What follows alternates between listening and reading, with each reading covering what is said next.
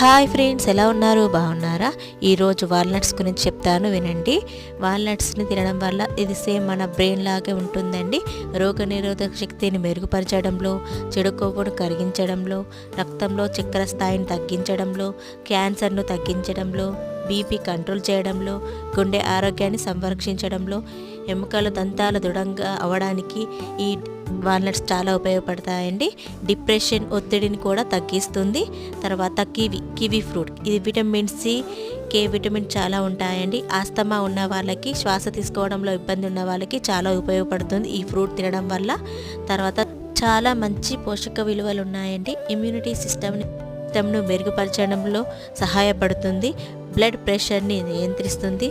చర్మం యొక్క ఆరోగ్యానికి సహాయపడుతుందండి. చాలా ఉన్నాయి. ఎముకల దృఢత్వాన్ని మెరుగుపరుస్తుంది. ఇది వాల్నట్స్ని నైట్ నానబెట్టుకొని తినండి.